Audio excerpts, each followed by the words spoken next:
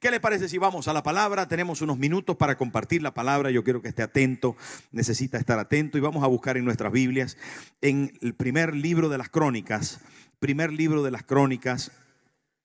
capítulo 11, y vamos a leer un pasaje bíblico muy bonito, un pasaje bíblico hermoso que está allí en el capítulo 11 del primer libro de las Crónicas, versículos del 22 en adelante. Saben, hermanos, que este texto no solamente trae una enseñanza en su texto y en su contexto, sino que tiene una enseñanza de carácter alegórico. Y cuando hablo de alegoría, hablo de una explicación que se extrae de la verdad, contrastando con verdades de otros tiempos o cosas que nosotros pudiéramos aprender por similitud. Me refiero a que aquellas verdades son como espejos, símbolos de lo que sucedería en el futuro. En la teología se llama contemporanización. O sea, traer las verdades antiguas contrastadas con las necesidades y verdades presentes. Eso quiere decir que nos da una enseñanza hoy de lo que se sucedió ayer, pero no solamente lo que se sucedió de forma textual o clara, definida, sino simbólica.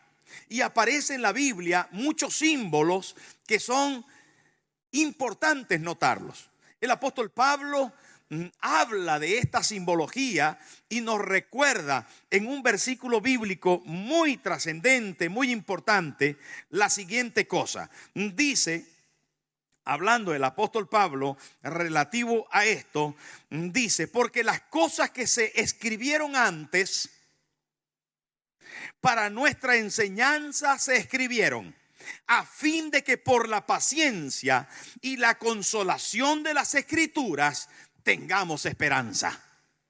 Esto habla el apóstol Pablo a los romanos.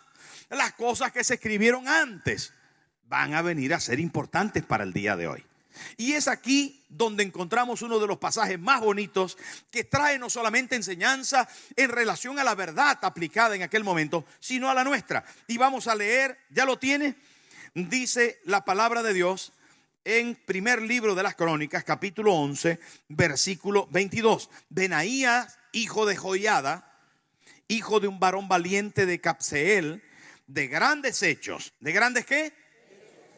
Muy importante eso. Él venció a 2 leones de Moab.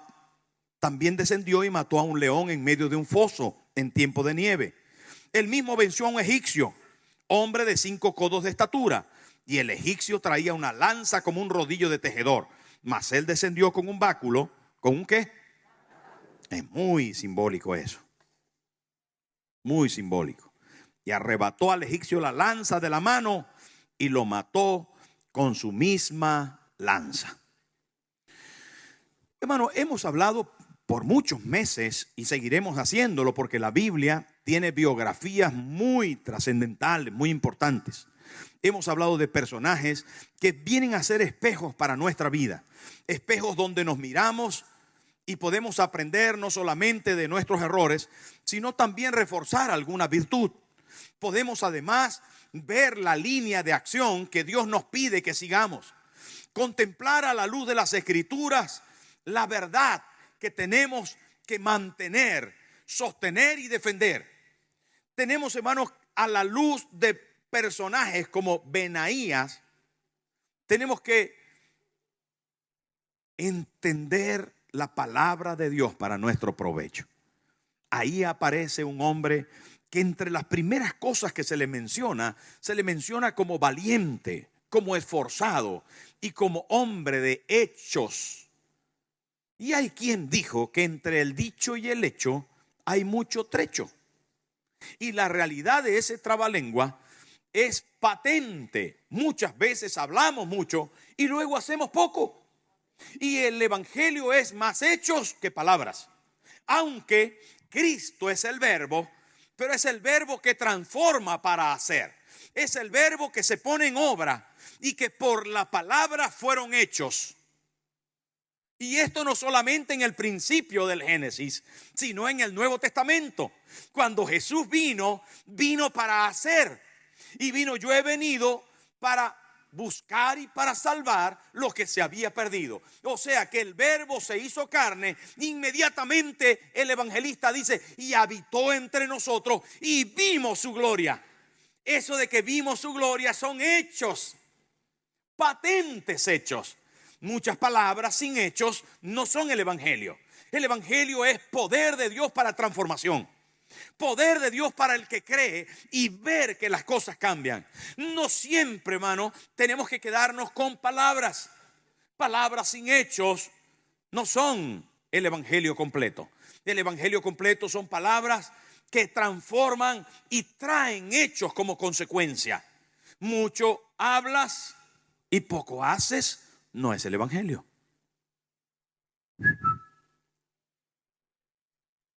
Es mejor cumplir que prometer y no cumplir. En este caso estamos hablando de un hombre de grandes hechos, y esto le identifica con nosotros. Inmediatamente lo traemos desde el tiempo antiguo hasta nuestros días y nos hace saber de una vez Benaías que no solamente era hijo de un padre, que no solamente era una persona importante mencionada, sino que era un hombre de hechos, y hechos que logró con valentía, que logró con esfuerzo, porque la mayoría de los hechos así requiere que sean construidos con valentía y con esfuerzo. Diga conmigo: valentía, esfuerzo. Y a eso nos referimos cuando hablamos de la vida cristiana. No es nada, hermano, fácil. No es nada fácil. Alguno quiere prosperar, necesita ser valiente y esforzarse. Alguno quiere mantener la fe, necesita ser valiente y esforzarse. Alguno quiere tener victoria, necesita luchar, luchar y luchar. Y en este caso, hermano, nunca mejor dicho, Benaías luchó, luchó y luchó. Y aparecen 3 oportunidades luchando, y luchando contra cosas importantes, contra cosas trascendentes que nos dan una visión clara de la vida cristiana en el día de hoy. El apóstol Pablo dijo: porque no tenemos lucha. Dice también la palabra de Dios de que el evangelio es una guerra, una batalla, que tenemos que armarnos para poder librarla. La Biblia nos llama soldados. También la palabra de Dios nos llama agricultores, sembradores. La palabra de Dios también habla acerca de nosotros como navegantes. La Biblia nos habla sobre jardineros. Nos hace semejantes a un árbol plantado que requiere dar su fruto y que lucha contra el ambiente. Nos habla la palabra de Dios acerca de nosotros de tantas maneras, pero en todos los casos nos pone en una circunstancia o en una situación de requerimiento de esfuerzo y de trabajo para ser productivos y librar una batalla, terminando en victoria. Ahora, eso no descarta la realidad de que hemos sido llamados a una victoria grande y que ya se nos otorga el título de más que vencedores. Pero aquí Benaías, la primera cosa que habla de él es que era esforzado, valiente y un hombre de hechos. Eso como introducción. Ahora, cuando comienza el pasaje, dice que Benaías luchó contra 2 leones de Moab y los venció. 2 leones de Moab. Diga conmigo: Moab. ¿Sabe quién era Moab? Lo hemos dicho varias veces, pero para recordarlo en el día de hoy, quiero recordarle que Moab era un nieto de Lot. ¿Se acuerda de Lot? Claro, Lot, ¿de dónde salió? ¿De dónde escapó?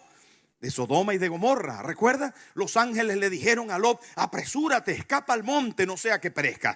Y en el camino hacia el monte le dijo: no mires de atrás de ti, ni pares en toda esta llanura. Corre, date prisa, que nadie mire para atrás. Y vino la mujer, ¿y qué hizo? ¿Y en qué se convirtió? Y llegó él al monte solamente porque la mujer se le quedó por el camino, y llegó con sus 2 hijas. Y allá arriba, las 2 hijas pensaron que ya no habían otros hombres y cayeron cautivas de una esclavitud que había en su alma, que había sembrado Sodoma y Gomorra en sus corazones.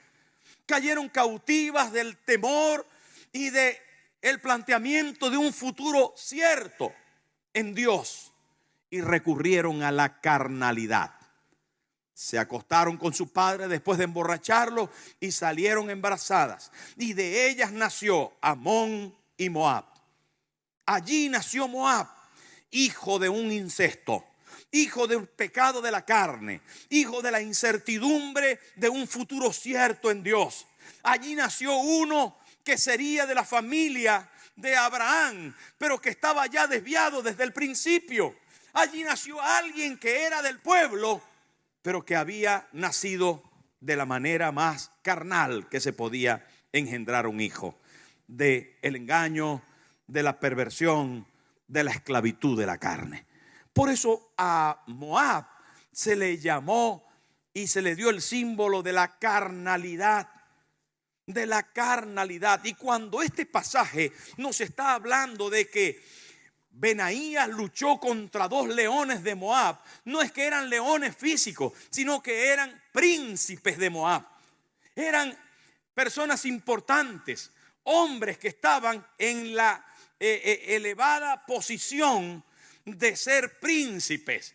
Y cuando dice que luchó contra 2 leones de Moab, Benaías, y los venció, tenemos entonces el simbolismo hermoso de saber de que Benaías luchó y venció. Y en este caso que nosotros tenemos que luchar y vencer la carne. ¿Qué es la carne? La parte blanda o grasosa del cuerpo, pues también. Pero no nos referimos a esa carne hoy. Nos referimos a la concupiscencia interior, al área pecaminosa que tiene nuestra vida. Me refiero a la parte almática, a ese sentimiento que nace de el más interior corazón, que no tiene en cuenta al espíritu, que no se deja gobernar por la parte espiritual, del que nacen los celos, las iras, las contiendas, las disensiones, las herejías, de lo que nace todo aquello que es falta de perdón, idolatría, falsedad, enemistad, comodidad, egoísmo, egocentrismo. De eso que se da lugar en nuestro corazón y que muchas veces nosotros, hermanos, lo dejamos. No, yo no voy hoy a la reunión porque me siento un poco cansado y primero soy yo. Ya he ido durante la semana. No, ya yo cumplí con mi grupo vida, ya no voy a eso otro.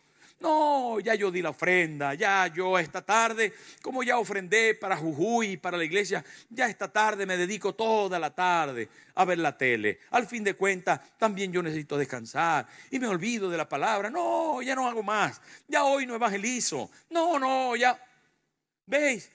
Es ese interior que prevalece en contra de lo espiritual. Ese que dice: yo le perdono, pero no me olvido. Ese que dice: mi mujer se duchó, se puso perfume y va a comprar pan. ¿No será que tiene interés en el panadero? Los celos salen a relucir. A eso lo llamamos carne. A eso lo llamamos carne. Llamamos carne a esa parte de nuestro egoísmo. De primero yo. ¿Quién quiere? Yo primero encima de las demás personas. Esa parte de nosotros que no es capaz de doblegarse porque como tú me hiciste daño, tú eres el que tienes que pedir perdón. ¿Veis? Eso que quiere opacar el espíritu. Esa parte de nosotros que se levanta, pasa una chica al lado de nuestro y se van los ojos detrás porque tiene la falda corta. ¡Wow! ¡Qué piernas! La carne. Va ese muchacho ahí bien afeitado el pecho. Uy, qué pecho, dice la chica. Mira. Por eso yo le he aconsejado a algunos que se dejen el pelo así, como los machos. Ay, broma, hermanas. Son las modas, ¿no? Pero saben, hermano, la carnalidad es un tema contra el que nosotros como cristianos tenemos que luchar. Porque el espíritu batalla contra la carne. Son como dos perros bravos que están peleando. Y un señor le dijo a sus discípulos: ¿quién crees tú que ganará? Y dijo: Señor, no lo sé, dímelo tú. Y le dijo: al que más alimentes. Al que más alimentes. Si alimentas más al perro de la carne, ganará. Si alimentas más al perro del espíritu, ganará la pelea. Es una pelea encarnizada, diente y colmillo. Pero ¿a quién vas a alimentar más? ¿Alimentas más al espíritu? Este ganará. ¿Alimentas más a la carne? Triunfará al perro de la carne. Entonces, ¿a quién alimentas tú? ¿Alimentas a la carne? Primero yo, primero mi economía, primero mi vida, primero mi vestido, primero mí, yo, para mí, yo quiero. No, yo. Amiga, querido amigo, es necesario que luchemos contra los leones de la carne y los venzamos. Que luchemos contra la fornicación y el adulterio, contra la mentira, la lascivia. Que luchemos, hermano, en santidad, en verdad, y que demos lugar a lo espiritual. Que podamos de verdad entender de que tenemos una batalla encarnizada que estamos librando, y que tenemos que vencer a los leones de Moab, al igual que Benaías, hermano. Tenemos que vencerlo. ¿Cuántos dicen amén? Amén. Hay que dar lugar al Espíritu. ¿Y cómo damos lugar al Espíritu? En oración, en lectura de la palabra, en atención a las cosas espirituales, en búsqueda de Dios, en intercesión, en estar aquí delante del Señor. Saben, hermano, en entregarnos en el servicio al ministerio, en entregarnos en el servicio a los demás, en decir: cuenta conmigo, Señor. Yo quiero evangelizar, yo quiero compartir, yo quiero hablar de ti, yo quiero ser ejemplo a los míos. Yo estoy dispuesto a servirte. Ahí el Espíritu prevalece. El Espíritu prevalece. ¿Entiendes esto? Benaías luchó contra dos leones de Moab. Y esto de Moab es comparable con la carne. La segunda cosa contra la que Benaías luchó, dice ahí la palabra, fíjese, dice: también descendió. Diga conmigo, descendió. ¿Sabe qué es esto? Bajó. Y es interesante porque estamos hablando con una figura alegórica, una interpretación que da lugar al pensamiento de otra. Entonces dice ahí: también descendió y mató a un león en medio de un ¿qué? De un foso. Hay otra traducción que dice una cisterna. O sea, el hombre bajó a una cisterna, bajó a un foso. Y allí abajo encontró ¿a quién? A un león contra el que peleó. ¿Por qué se metería allí? ¿Cómo caería allí? ¿Era necesario que luchara contra un león en un foso? Pero ¿qué cosa es esta? ¿De qué nos está hablando la Biblia? Saben, hermano, el apóstol Pablo nos repite, o recuerdo lo que antes leí, que estas cosas se escribieron para que nosotros pudiésemos aprender. Así que estamos viendo desde el Antiguo Testamento una figura de lo que vendría. Y la Biblia dice que el diablo anda como león rugiente. ¿Cómo qué? Como león rugiente, buscando alrededor a quien devorar. El diablo es comparado con un león rugiente. Es un simbolismo de león rugiente. Y en este caso Benaías luchó contra aquel hombre, pero bajó a un foso. La palabra de Dios en muchas oportunidades dice: levantar los rostros, buscar las cosas de arriba. Arriba está Cristo sentado, mirar hacia arriba. De arriba viene la bendición, de arriba viene la gloria. Pero cuando habla de abajo, está hablando de lo infernal, está hablando del diablo, de sus demonios, del mundo espiritual, del subsuelo, que no solamente están en el subsuelo, sino en las potestades de los aires. No obstante, está clarísimo en este caso que Benaías luchó contra un león. Ahora, nosotros ¿contra qué luchamos? Contra el diablo y sus demonios, hermano. Y es tan importante que no solamente pensemos de que tenemos un enemigo en nuestro interior llamado carne, sino que también tenemos un enemigo clásico, el archienemigo de Dios, que se llama Satanás. Y no es uno vestido de rojito con unos cachitos y un rabito, porque así lo ha querido disfrazar el mundo como si fuera una caricatura. No, ese que viene allí es el diablo. Mírale, trae un rabito, es el diablito, y va vestido de unos cuernos. No es un chiste eso, hermano. El diablo es real. Es real. Es real. No es la suegra. No es el jefe. No es esa compañera de trabajo tan atractiva. No, hermano. No. No es el recibo de la hipoteca. El diablo es real. Solamente que se usa de las personas algunas veces. Jesús le dijo a Pedro, señalándole, dijo: apártate de mí, Satanás, que me eres estorbo. ¿A quién estaba hablando? ¿A Pedro o a Satanás que estaba usando a Pedro? ¿Veis? Estaba hablando a Satanás. Estaba utilizando Satanás a Pedro. Y en muchas oportunidades el diablo utiliza a las personas y nosotros nos ensañamos o nos encolerizamos o nos ofuscamos con las personas, ignorando las maquinaciones del diablo. Ignoramos que detrás de eso que está sucediendo hay una trampa del enemigo. Hay alguien que se está dejando usar por el diablo. Hay un ataque frontal contra el enemigo. Hay un león rugiendo alrededor, buscando a ver cómo te devora. Hay un demonio que está intentando sacarte de las casillas de lo espiritual para que puedas caer en la tentación. Querido amigo, abre los ojos. El apóstol Pablo dice: no ignoréis las maquinaciones del diablo.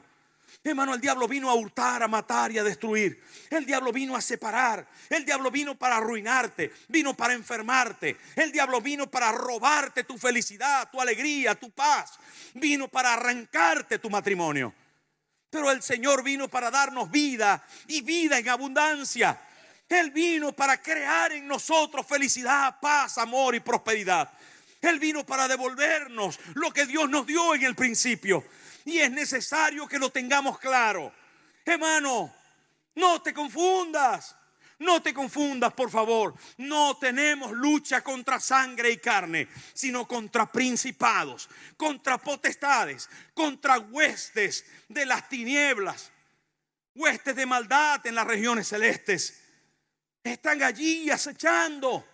Abre los ojos espirituales. Necesitas oración, necesitas ayunar y necesitas reprender. Necesitas abrir los ojos, hermana. Tu hijo no está siendo atacado por sus amistades. Detrás de eso está el diablo. Hay demonios detrás de ese negocio que no se da.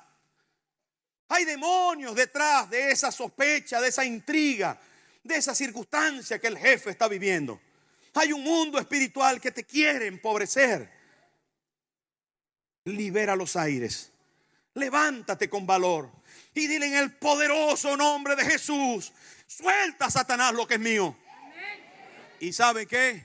Funciona. Funciona. El cielo gobierna sobre la tierra. El cielo gobierna sobre el infierno. El cielo es más poderoso, hermano. Más poderoso que cualquier infierno ardiente. Dios tiene control de todas las cosas. Y cuando nosotros oramos y reprendemos, el diablo tiene que huir. El diablo tiene que huir. La Biblia dice: resistid al diablo y huirá de vosotros. Usted dice: no, pastor, es que mi casa está agobiada. Reprenda. Reprenda. Benaías se metió en el foso a luchar. Y usted tiene que meterse a luchar, hermano. Tiene que abrir los ojos y luchar. Luchar, luchar, luchar. A lo mejor dice: pastor, es que no hay trabajo. Para los hijos de Dios sí hay trabajo. Hermano, ¿cómo no va a haber si el Señor nos los promete? ¿Cómo no vamos a conseguir sustento si Dios nos los promete? Gracias, princesa. ¿Cómo no, hermano? Cuando Él dice en su palabra: no hay justo desamparado ni su descendencia que mendigue pan. Hermano, ¿cuántos testimonios hay aquí de gente que ha conseguido trabajo? De gente que ha conseguido su documentación. De personas que han sido sanadas. ¿Cuántas personas hay aquí, hermanos, que hemos visto la gloria maravillosa de Dios? Y ¿saben qué? Y la seguiremos viendo. Porque Dios nos prometió. Dios nos prometió. Y el Dios que prometió cumplirá. Cumplirá. El diablo no puede resistir la obra de Dios. Usted tiene que creerlo y luchar. Luche, luche, luche, luche, luche, luche en el nombre del Señor. Luche hasta vencer, pero tiene que enfrentarse. No tiene, hermano, que tener miedo. No tiene que correr al enemigo. Resista. Eso no quiere decir de que acaricie la tentación. Eso es otra cosa. No quiere decir que acaricie el pecado. No, hermano. El otro día vi una imagen de alguien que jugaba con un cocodrilo. Jugaba con el cocodrilo y le hacía así en la cabeza y le hacía así en la boca. Ajá, ajá, ajá, ajá. Mira lo que le hago y no me hace nada. Ajá, ajá. Y de repente le metió la mano en la boca, hermano, y le tocó la lengua y dice ¡cac! Y se revolvió así el cocodrilo, hermano. ¿Saben cómo le quedó la mano? Como un 8. No se puede jugar con el diablo. Al diablo hay que reprenderlo. Se va en el nombre de Jesús. Usted no se ponga así, ¿cómo te llamas? ¿Y dónde vives? ¿Y qué teléfono tienes? No, hermano. Usted le ordena que se vaya y lo reprende de su casa, y lo reprende de su negocio, y lo reprende de su salud, y lo reprende de su economía. En el nombre de Jesús, párese firme. Si tiene que bajar al foso, párese firme y doblegue al león. En el nombre de Jesús. Y al nombre de Jesús el diablo tiene que huir. ¿Lo cree o no? ¿Lo cree o no? Denle un aplauso al Señor y agárrese de él. Porque llegó la hora de victoria. Llegó la hora de victoria. Victoria en el nombre de Jesús. Su ministerio tiene que despegar. Su vida tiene que despegar. Su negocio tiene que despegar. Hermano, Benaías luchó. Me encanta este tío. Un batallador, un luchador, un guerrero. Así tiene que ser el cristiano. Un guerrero. Luchó contra la carne y venció. Luchó contra el diablo y venció. Pero le quedaba otra cosa todavía. Hay allí un enemigo. Porque luchó contra 3 enemigos, hermano. Con un simbolismo perfecto. Con un simbolismo espectacular. Y dice, más. Él mismo venció a un egipcio. ¿A un qué? A un egipcio, hombre de 5 codos de estatura. Cada codo tiene 45 centímetros. 45 centímetros. Desde el codo hasta la punta de los dedos debería haber en condiciones normales 45 centímetros. 5 codos, ¿cuántos son? 2 metros con 25 centímetros. Creo que el más alto de la NBA de basquetbol mide 2.20. Gasol, ¿cuánto medirá? No llega a 2.20 Gasol. No es el más alto, pero mide como 2.07 o 2.10. No es una barbaridad, sí. Pero ustedes pueden imaginar uno de 2.25, una cosa así, un tío así grande. Pero encima dice, es interesante esto, hermano. Es tan bonito esto, porque es un símbolo. No solamente es una realidad histórica, sino que era un símbolo profético de lo que vendría. Y entonces dice aquí, él mismo venció a un egipcio. Primero, cuando hablamos de egipcio, estamos hablando del poder político más grande de aquel entonces.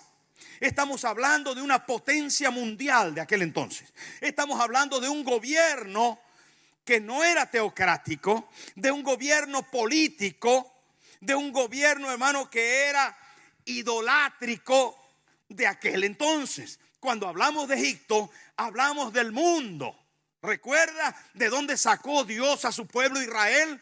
De Egipto. Es importante este asunto. Entonces Egipto es símbolo del mundo.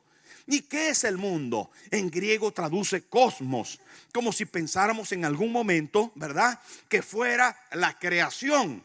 Pero no solamente mundo es la creación. Mundo es un gobierno. Mundo es un estilo de vida. Mundo son unos valores y principios que gobiernan la tierra. Mundo en la palabra de Dios se refiere a una forma de gobierno.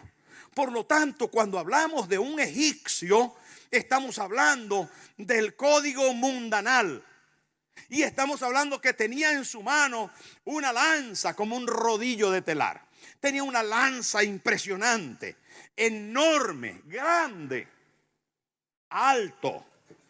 Todo esto da lugar al pensamiento, hermano, que la Biblia destaca como lo mundano, como las cosas que aparentan ser pero no son. Valores como el poder, el honor y el placer, códigos mundanales, pero que la Biblia los contrasta poderosamente. Cuando hablamos del honor, entonces nos imaginamos, con todo respeto, de nuestras fuerzas armadas y militares, pero encontramos a un señor de botones dorados, con galones aquí, con cruces y logros humanos, por su esfuerzo, por su trabajo, por su valentía, por su arrojo, por haber dominado y tal. Y entonces eso nos parece impresionante, porque es el valor de una persona. Pero cuando la Biblia contrasta eso, nos hace recordar de Naamán, que era general del ejército de Siria, por quien Dios había dado muchas victorias a su señor. Pero dice, pero era leproso. Inmediatamente la Biblia contrasta el honor, o tal vez el valor de una persona, con la necesidad espiritual. Y en este mundo los códigos son de honor, pero en el reino de Dios no es el código del honor. El código principal es el servicio, es la entrega, es la humildad, es el reconocer la grandeza de Dios en la vida del ser humano. No son mis medallas, son las de Cristo en la cruz. ¿Veis la diferencia? Pero también, hermano, el placer. El placer es un código mundanal. El placer, el conquistar dinero para yo poder tener placer. ¿Qué comiste tú hoy? No, yo me comí un filete de miñón. Wow. ¿Y dónde venden eso? No, un restaurante muy caro. Arroz con bogavante. Wow. ¿Qué nivel? No, hoy me comí una filete de carne gallega. Santo. No me digas. ¿Y dónde fue eso? No, de la carne del hermano Manolo. Luego te cobro la publicidad, Manolo. ¿Saben qué, hermano? Este mundo, el código es placer. El código es honor. Tener, poseer, enriquecerme y luego esperar que me sirvan. Dijo Jesús a los suyos, entre vosotros no será así. Dígalo conmigo, hermano, entre vosotros no será así, sino que el que quiera ser el mayor, que sirva, hágase el menor. Y eso, porque es el reino de Dios, hermano. Es el reino de Dios. Primero tú y después yo. Primero tú y después yo. Mi amor, primero tú y después yo. Primero te sirvo a ti. Primero te llevo a ti. Primero te lo hago a ti. Primero te doy el honor a ti y después yo. Porque honor, placer y poder son códigos mundanales representados en un egipcio grande. ¿Quién no quiere poder? ¿Se acuerda el diablo lo que le dijo a Jesús? Todo esto te daré si postrado me adorares. Y le mostró todos los reinos de esta tierra. Él sabía que le podía tentar así. Él sabía. Y te voy a poner de pastor en la iglesia. Te voy a hacer apóstol. Tentaciones, cuidado con eso, hermano. Si no tienes el código de servir, te hundirás en la miseria. ¿Cómo? No, tú serás el líder. El líder yo. Ay, sí, ay, sí, ay, sí. Yo te voy a hacer el dueño de la empresa para que todos te sirvan a ti, te obedezcan a ti. Cuidado con eso. No es que Dios no quiere ponerte en una posición de dignidad, pero quiere que mantengas el corazón de humildad para servir a otros. Cuando tu código de servir se rompe, con él se rompe la oportunidad de agradar a Dios. Querido hermano, cuidado con ese asunto. Cuidado con el honor. No, que yo soy una persona honorable porque mi hijo se graduó de ingeniero. Entonces, claro, yo soy una señora y... Código mundanal. ¿Me entendió? Es tan importante esto, hermano. Es un gigantón peligroso y tiene en su mano una lanza como un rodillo de telar, más grande que él, la lanza. Y es importante, hermano, comprender que en el mundo espiritual nuestros valores y principios son completamente diferentes y que tenemos que enfrentarnos contra el gigante egipcio. ¿Con qué nos enfrentamos? Mirar lo que dice aquí la palabra. Mirar qué revelación más bonita, hermano. Mirar qué cosa más hermosa es la palabra, que nos da un simbolismo extraordinario desde el Antiguo Testamento para que nosotros lo valoremos hoy. ¿Sabe con qué batalló Benaías en contra del egipcio? Con un palo, hermano. Igual que el palo que tenía Moisés. Allí sale Moisés, hermano, con un palo para dividir las aguas. Un palo seco, una vara cualquiera. ¿Saben con qué se le distinguió a Aarón? Con un palo. ¿Sabe con qué se le distingue a Cristo? Con un palo. Un pedazo de palo. Un báculo, dice allí. Una vara, dicen en otros pasajes. ¿Saben, hermano? Porque la fuerza y el poder no está en las armas. La Biblia dice que no es con ejército ni con fuerza, que no es con espada, que es con su Santo Espíritu. Es a través, hermano, de lo más elemental, de lo más sencillo y corriente, de lo más barato y convencional, de lo más humilde, es que usted puede vencer al egipcio de este mundo. Dice que con un báculo se levantó contra el egipcio. Y la primera cosa que le hizo fue quitarle las armas. Yo me atrevería a pensar que el mundo nos da a saborear poder, riqueza, honor, prestigio. Nombre, es que no veas el Darío, la voz, el pastor Luis, no vea, míralo, qué bien. No, la hermana Elizabeth es pastora en Quito. Uy, qué honor, qué bien se le ve, mírala cómo camina. Cuidado, Pastor Tomás. No, es apóstol. Tenía que llamarme todo el mundo Tomasito.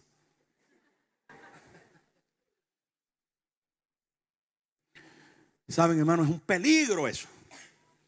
Ese titulismo y esas historias es un peligro. Yo no digo que no hayan apóstoles, siempre que sean prácticos. Yo no digo que no hayan profetas ni pastores. No digo que no haya grandes empresarios, porque los necesitamos. No digo que hayan hombres y mujeres de gran valor y honor. No, hermano, los necesitamos. Pero ¿saben qué? Que mantengan un corazón humilde para Dios, entregado en las manos del Señor.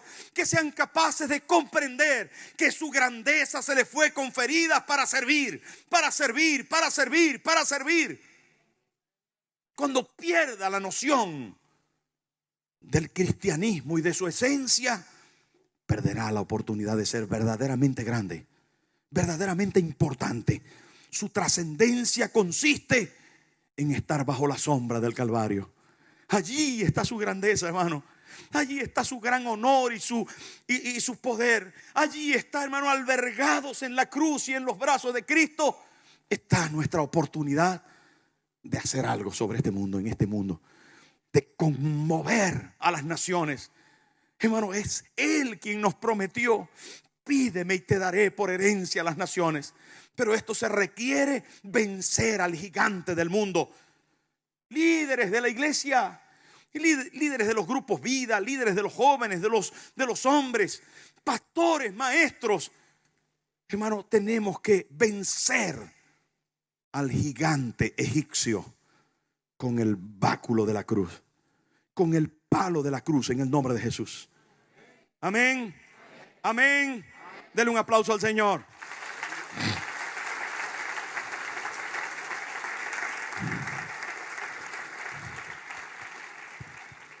Viene el rey David y llama a todos sus valientes y le dice: por favor, pasarme el currículum de cada uno, porque necesito que alguien sea el capitán de mi guardia personal. Necesito que alguien entre vosotros sea el capitán de mi guardia personal. Yo soy el rey David. Me llaman también la lámpara de Israel. Soy el ungido de Jehová y necesito protección. Necesito escuadrones que me guarden, que me cuiden en la pelea. Necesito que guarden mi unción. Necesito guerreros valientes. Sí, gente que batalle a mi lado y que me cuide. Necesito los mejores. Así que por favor, pasarme el currículum. Y se presentaron varios, vinieron rápido y todos sacaron su currículum. Y unos dijeron: soy alto, soy elegante, tengo los ojos azules. No, yo los tengo marrones claros. Yo tengo bigote, yo tengo pelo largo, yo tengo pelo corto, yo tengo vestido, mi caballo es el mejor. Míralo cómo salta. Y uno dijo: yo maté a 2 leones de Moab. Y bajé a un foso y maté a un león cuando estaba cayendo nieve. Y cogí un palo y maté a un egipcio de 2 metros y 25 centímetros. Estos son mis hechos. Y dijo David: a ti te quiero para mi guardia personal. Cógete 3,700 soldados y estate vigilando mi palacio y cerca de mí, porque a ti te quiero cerca. Hermano, qué impresionante. Usted sabe que Benaías fue el capitán de la guardia personal del rey David. Hay ciertos requisitos para estar cerca del palacio real. Hay ciertos requisitos para estar cerca de la unción, cerca de la más bendita gloria, de la esencia donde lo mejor sucede, donde la realeza se gesta, donde las victorias se dan a lugar. Y se da a lugar, hermano, en aquellos que vencen la carne, que vencen al diablo y que vencen al mundo. Dios nos llamó para una gran victoria, pero esto tiene un precio, y el precio se llama esfuerzo, lucha, lucha, lucha, lucha, lucha, lucha, hermano. No te dejes vencer. Yo sé que en alguna de estas cosas que hemos tocado estamos nosotros. Yo sé que en algún momento de cuando hemos estado hablando te has sentido identificado, o el Espíritu Santo ha traído a tu memoria cosas en las que estás fallando, en las que necesitas mejorar, gigantes que tienes que vencer, leones feroces que tienes que doblegar, príncipes terribles que tienes que conquistar. Pero sabes, el Señor está con nosotros. Él está con nosotros y Él nos va a ayudar a tener victorias grandes. Él nos quiere cerca. Él nos quiere parte de su guardia personal, de sus ejércitos. Él quiere distinguirnos, hermano, para darnos su presencia, su amor, su gracia, su misericordia y su favor, que son completamente diferentes a los placeres del mundo, al honor del mundo, al poder del mundo. Es diferente, hermano, porque estos valores, estos principios son eternos. El mundo pasa y sus deseos, pero el que hace la voluntad de mi Padre permanece para siempre. Permanece para siempre. Permanece para siempre. Para siempre, hermano. Póngase en pie, por favor. Póngase en pie. y cierre sus ojos donde se encuentra. Entiendo que es mucho contenido, pero quiero, hermano, que usted ahonde en ello y que piense que hoy más que nunca tenemos que luchar. Luchar y vencer. Luchar y vencer. Cierre sus ojos. Ponga su mano derecha en el corazón conmigo. Mano derecha en el corazón. Porque un ángel viene esta mañana a decirte: pásame tu currículum. Estoy buscando capitanes para mi ejército personal, dice el Señor. Estoy buscando capitanes para mi ejército personal. Pásame tu currículum. Ponga su mano derecha en el corazón. Hoy tomo mi trozo de palo. Hoy tomo el valor, el esfuerzo y un espíritu de combate, porque yo quiero ser de tu ejército personal. No quiero ser de los que están lejos. No quiero ser, Señor, de aquellos que están de últimos. Yo quiero ser de tu ejército personal. Con su mano derecha en el corazón, diga al Señor: yo quiero que cuentes conmigo, porque quiero luchar, quiero pelear. No me voy a dejar vencer. El gigantón de Egipto caerá. El león, al estilo de Sansón, le voy a abrir las fauces. Voy a matarlo en el nombre de Jesús. Tendrá que huir ese león. La carne se doblegará en el nombre de Jesús. El espíritu prevalecerá en mí. Dígaselo usted, hermano. Dígaselo usted: Señor, yo quiero ser de tu ejército personal. Yo quiero amarte y servirte, Jesús. En tu valor, en tu principio quiero estar. Y usted que está aquí por primera vez, que está escuchando esta palabra, yo quiero invitarle a que reciba a Jesús en su corazón. Si todavía no lo tiene, si nunca hizo esta oración de fe diciéndole: Jesús, entra a mi corazón. Yo quisiera hoy orar por usted. Quisiera hoy darle la oportunidad de que entregue su corazón a Jesús y que me deje a mí la oportunidad de que oremos juntos. Si hubiera alguien por primera vez aquí que nunca hizo esta oración de fe entregando su corazón a Jesús, yo quiero invitarle a que levante su mano derecha conmigo, porque quiero orar por usted. Si hay alguien, levante su mano derecha. Por primera vez está aquí y quiere recibir a Jesús, levante su mano derecha. Yo voy a orar por usted. ¿Habrá alguien? ¿Hay alguien? Dios te bendiga. ¿Alguien más? Dios te bendiga. Dios le bendiga. ¿Alguien más? No le veo la mano. Dios le bendiga. Dios te bendiga. ¿Más? ¿Qué le parece si con mucha confianza, por favor, usted viene aquí delante conmigo? Acérquese conmigo. Venga conmigo, déjeme hacer una oración por usted. Tenga mucha confianza, por favor. Déjeme la oportunidad de orar por usted. Venga conmigo.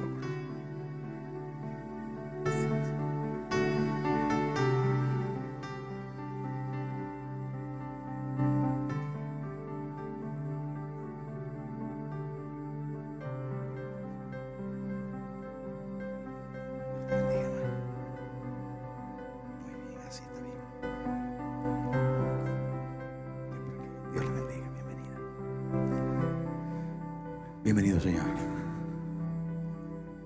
Acérquese por aquí conmigo. Venga conmigo por aquí. Eso es, para que estemos aquí cerca. Por aquí.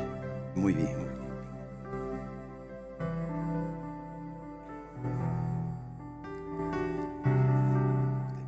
¿Alguien más se anima a venir conmigo aquí delante? Permítame orar por usted. ¿Se anima a venir conmigo? Salga de su lugar. Hoy tenemos una oportunidad de comenzar a servir al Señor, de comenzar a vivir una vida cristiana, de comenzar en los caminos del Señor de una manera radical, firme, fuerte. Y yo no quiero que se vaya a su casa sin abrir su corazón a Jesús y comenzar de nuevo. Comenzar una nueva vida en Jesús. ¿Hay alguien más? Muy bien, usted que está en la silla, hermano, Tome la mano al que tiene a su lado. No deje que nadie se mueva por un momento. Es un momento importante para todos, porque todos estamos librando una batalla. Todos estamos, hermano, en una guerra campal,